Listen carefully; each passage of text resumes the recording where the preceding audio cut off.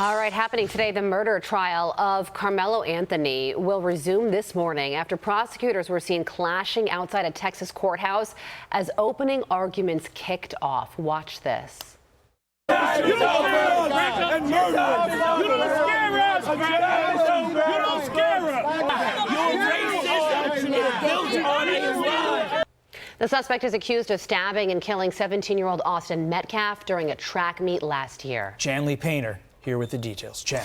Hey, Todd and Carly. So prosecutors will continue their case against 19-year-old Carmelo Anthony later this morning in Texas after, as you said, tensions boiled over outside the courthouse yesterday with dueling crowds on both sides making their voices heard, some focusing on the all-white jury selected in the case.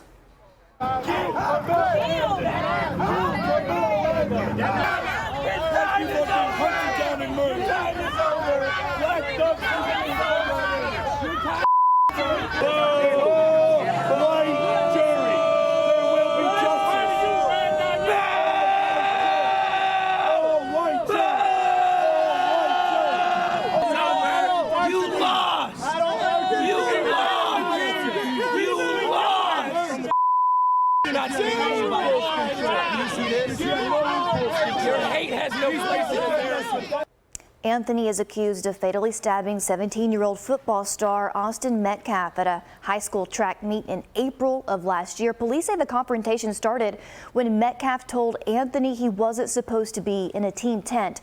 Investigators say things quickly escalated, ending when Anthony pulled out a knife and stabbed Metcalf in the chest. The jury heard the emotional 911 calls and saw enhanced video from the track meet. Anthony has pleaded not guilty to murder. His defense told the jury that Metcalf struck first and Anthony reacted in a split second of fear and chaos. Prosecutors told the jury in openings that the case has nothing to do with race or self-defense. They say Metcalf was unarmed, that Anthony provoked a fight with someone he didn't know, and then pulled out a knife and carried out what they described as a, quote, sneak attack. Metcalf's father previously spoke to Fox. Watch this. This was not a race thing, and this is not a political thing. This is a human being thing. This person made a bad choice, and it affected both his family and my family forever. And Anthony faces between 5 and 99 years in prison if convicted. This trial is expected to last at least 2 weeks, guys. All right, Chanley Painter, thank you. Let's bring in nationally recognized plaintiff's attorney from the Hyman law firm, Kelly Hyman. Kelly, based upon what you learned in court yesterday, I know you've been following this, we all got a sense of how prosecutors are going to attack defendants' self-defense argument. Was it effective in your opinion?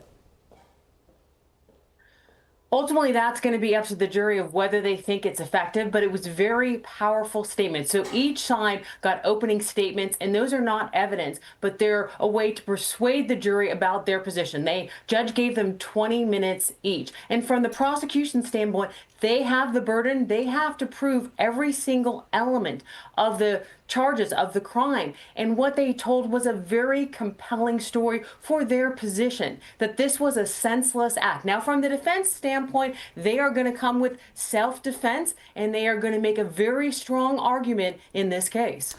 What I find fascinating about this case is that prosecution obviously has to prove their case in chief, and they need to do it beyond a reasonable doubt, all the typical elements of a crime that you need to prove if you're the prosecution.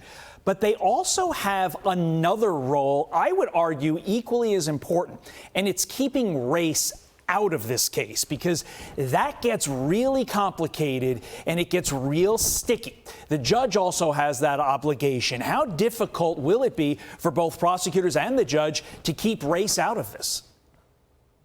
Well, when we look at the jury makeup, it's important to note that the jury, it's been reported that there are no African Americans on the jury.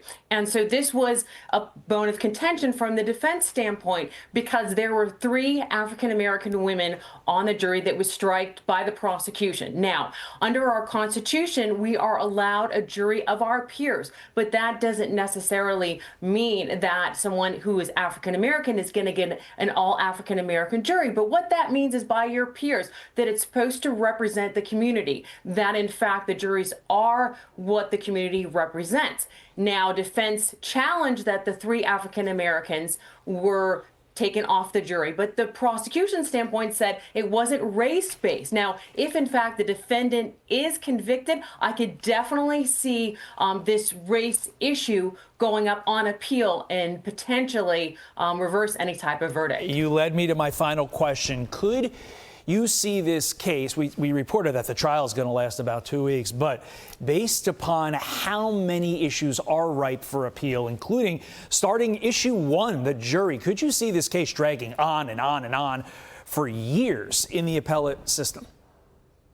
That could potentially happen, but it's important to remember about this case. There are 12 jurors, and the way it is in Texas, that all 12 jurors have to agree, in fact, that he is guilty of the charge. So if one doesn't agree, then that could potentially be a mistrial. But in fact, if he's convicted, as Todd, you pointed out, this case could definitely go on appeal, and then it could go back again and potentially last for many years. Kelly Hyman, thank you for your insight on this. Really appreciate it this morning.